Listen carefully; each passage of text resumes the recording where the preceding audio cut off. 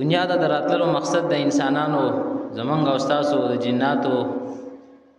د پیریانو د انسانانو ټولو مقصد د الله عبادت د الله بندگی کول دی په دنیا کې. کوم انسان چې په دنیا کې ځانو کړی مهنت وکي او دنیا کې د الله رب العالمین عبادت د الله بندگی وکي، الله رب العالمین رضا کی، د دېغه نتیجه او د دېغه ثمره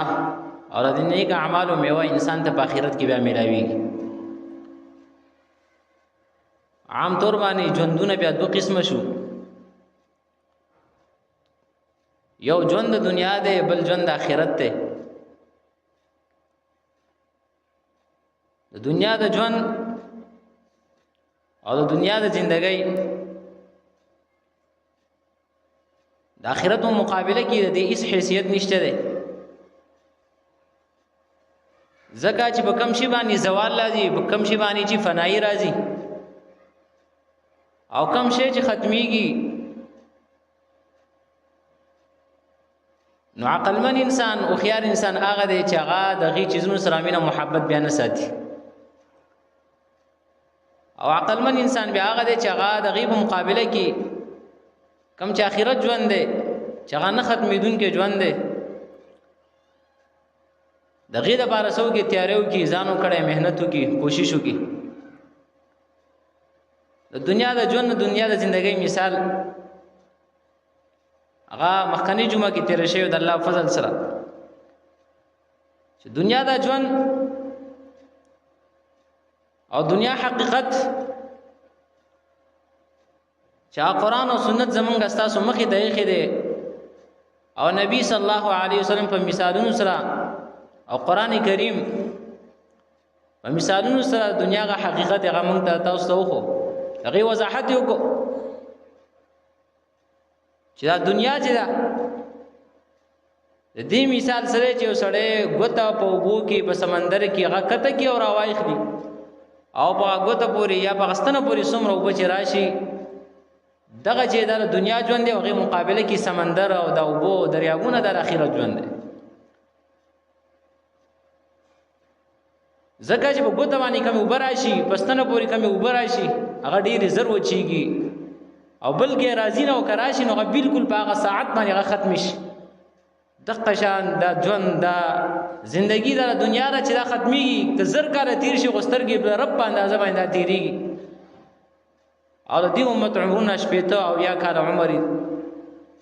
په کار دار چې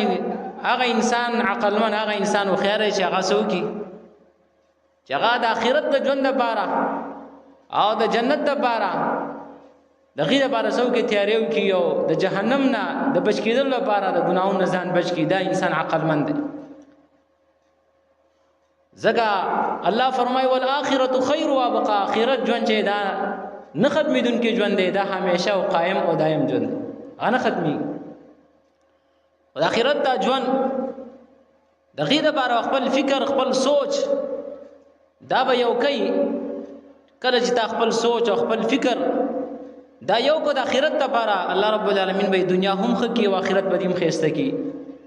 رسول الله صلی الله علیه وسلم فرمای من جعل الهموم هما واحدا آخرته کفاه الله هم دنیاه.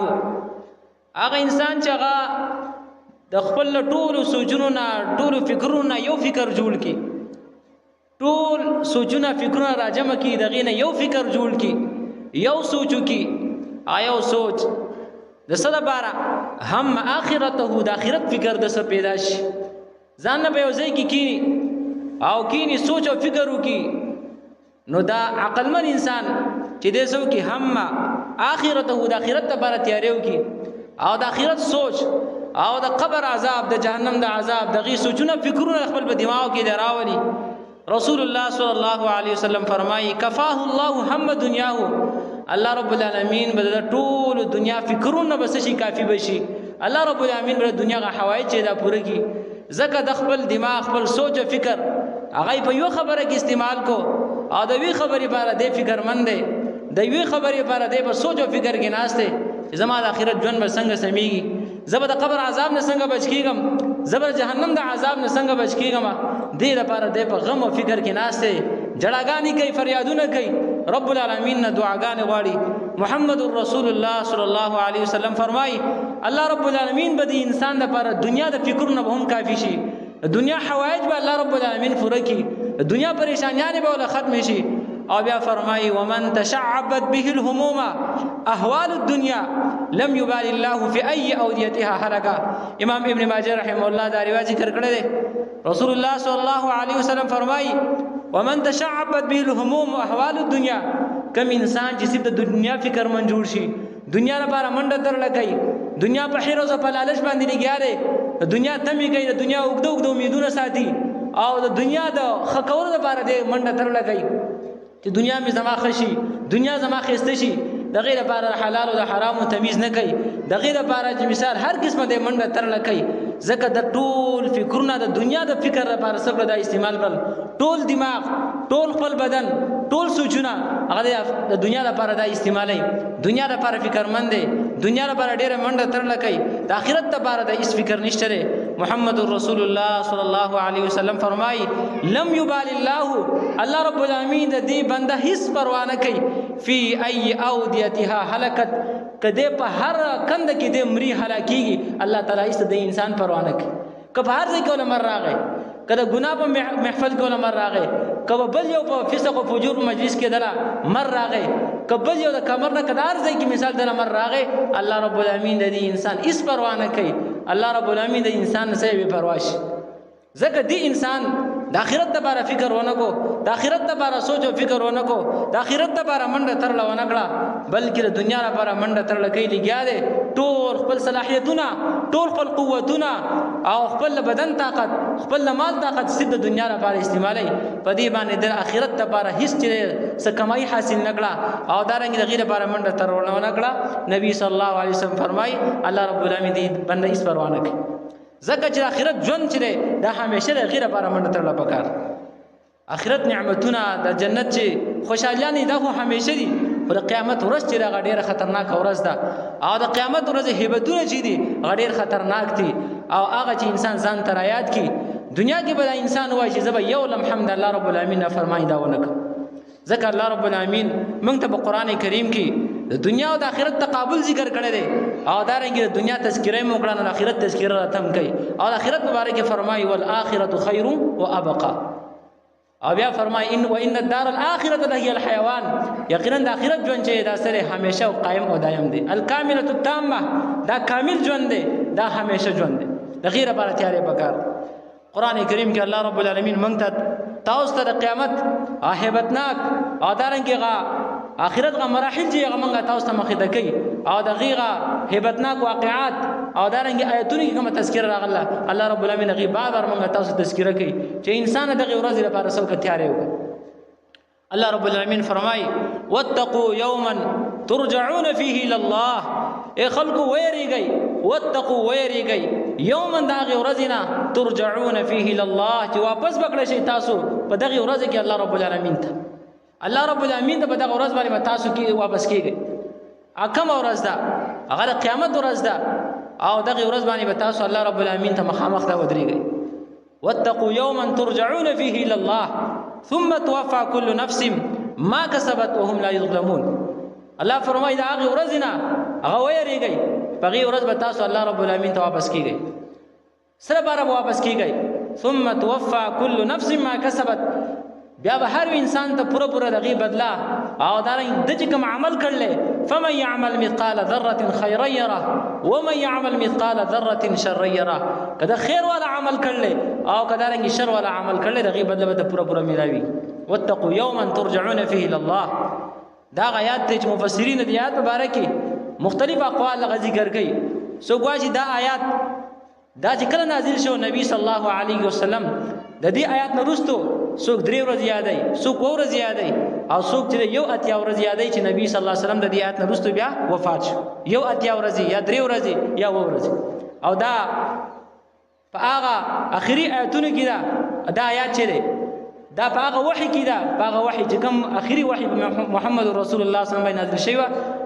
دا آیات په کې دا شامل دي واتقوا يوما ترجعون فيه الى الله ثم توفى كل نفس ما كسبت او بل ځکه الله رب العالمین فرمایي انسانانو دا غي ورځ لپاره تیاری وکړي. حکم ورځ ده چې یوم تجد كل نفس ما عملت من خیر محضره. دا سه ورځ روانه ده چې یوم تجد كل نفس هر یو نسفته دا میلاو شي، هر یو نسفه ومومي څه شی ومومي كل نفس ما عملت من خیر محضره. هر عمل چې غدا کړی دی محضره د مخې ته به عمل حاضر شي،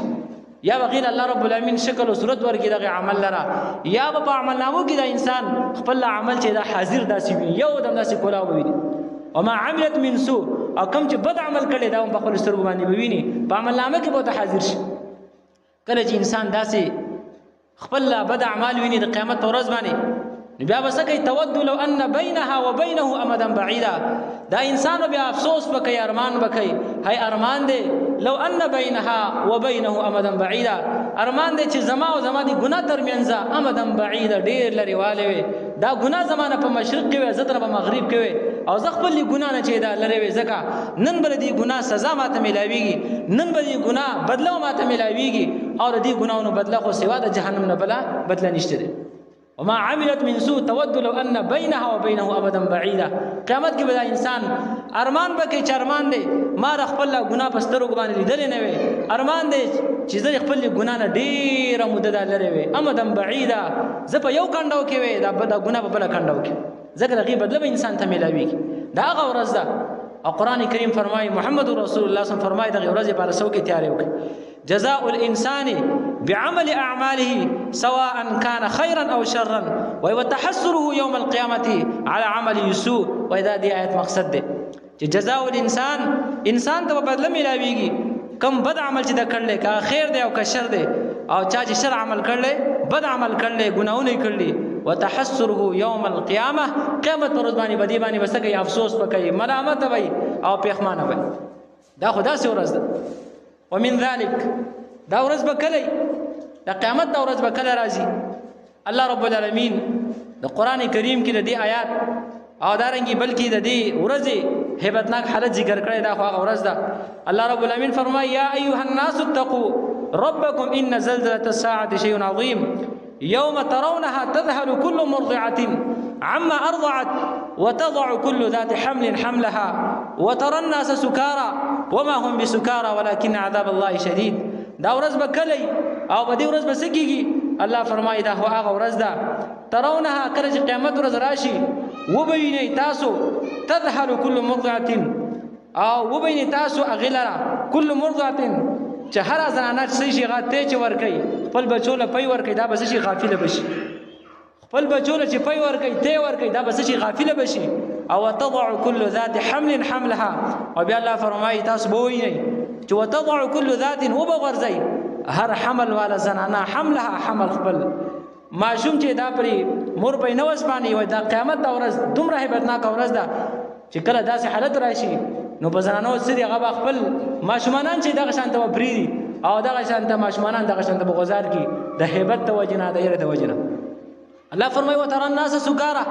ویني به تر خلق چې دا نشي په حالت کې دي توجه خلق من شکل داسې کار کوي. الله فرمایي وما هم بسکارا دا خلق د نشي په حالت کې نه دي ولكن عذاب الله شديد. لیکن الله رب العالمین عذاب چې داسې ډېر سخت عذاب دی. الله رب العالمین عذاب دا ډېر سخت عذاب دی ځکه قیامت ورځ hebatnak ورځ ده. خلق برا پاسي خپل قبرونه بربند برا پاسي حفاتن عراتن غرلا بربند بي او دارنګي جامع به وسره او دغه شان ته بیا قیامت ورځ نو الله فرمایي دا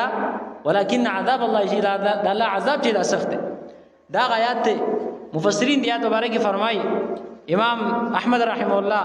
امام ترمذی رحمه الله ابو سعید خدری رضی الله تعالی عنہ روایت ذکر کوي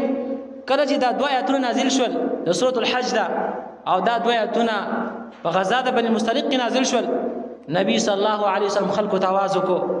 خلک راجمع کو او دا آیاتونه به ولوستل خپل ملګرو باندې چې الله رب العالمین وحی نازل کړی دا. الله رب العالمین د دې آیاتونو تذکره وته وکړه چې یا ایها الناس اتقوا ربکم اے خلکو ویریږئ د رخپلنا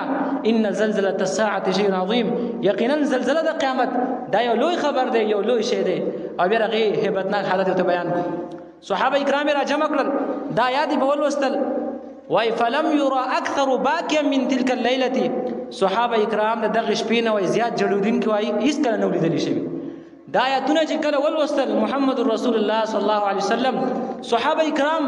په دغه شپه باندې ډیر جړل ډیر پریشان وای دوی چې خپل سورلونه هغه زیرونه چې دی هغه به نه را کوزول بلکې خیمه به نه والی خراس کاک به نه کو پخله به نه کو په غزا کې په دغه جنگ کې بالکل پریشان ناسو صحابه کرام سار شو دغه حالاتو صحابه کرام دغه څنګه ناسو جړلی او سترګونه وکي دا رواني وي فکرمن ناسو ډیر غمجنو نبی صلی الله علیه وسلم ته فرمایل و اتدرون ای یوم ذلک آیا تاسو پوهیږئ چې دا کوم ورځ ده چې الله فرمایي یوم ترونها تذهل كل مرضعه چې دا کوم ورځ ده صحابه کرام عرض وکړو اې الله رسول صلی الله علیه وسلم الله رب العالمین خپويږي محمد رسول الله صلی الله علیه وسلم خپويږي چې دا کوم ورځ ده محمد رسول الله صلی الله علیه وسلم فرمایل دا خو هغه ورځ ده د قیامت ورځ دا ډیره خطرناک ورځ ده دا خو هغه ورځ ده چې الله رب العالمین به آدم علیه السلام ته فرمایي چې آدم د خپل اولادونه یو ډله ورته چې دا د لګلو د پاره دا راوکا آدم علیه السلام ته به حکم وکي چې خپل اولادونه خپل بچونه دوی ته حکم وکا چې یو ډله ست لاړ شي جهنم ته لاړ شي دا به راپورته کی آدم علیه السلام عرض وکړي دا یا الله چې زه د خپل امت نه د خپل بچونه څومره خلک چې جهنم د پاره دوی راپورته کما او جهنم ته زولې څومره خلک دا غرلی امت ته کنه نبی صلی الله علیه وسلم فرمایي چې الله وتعالى فرمایي اے آدم من كل 1909 او 90 الى النار وواحدا في الجنه د هر زرو کسانو نه 999 دا جهنم ته وځي او یو بچی دا به جنت ته ځي هر زرو کې زرو کسانو کې به یو به جنت ته او 999 دا جهنم ته ځي نبی صلی الله علیه وسلم چې کله دا خبر وکړه نو إن الحمد لله نحمده ونستعينه ونستغفره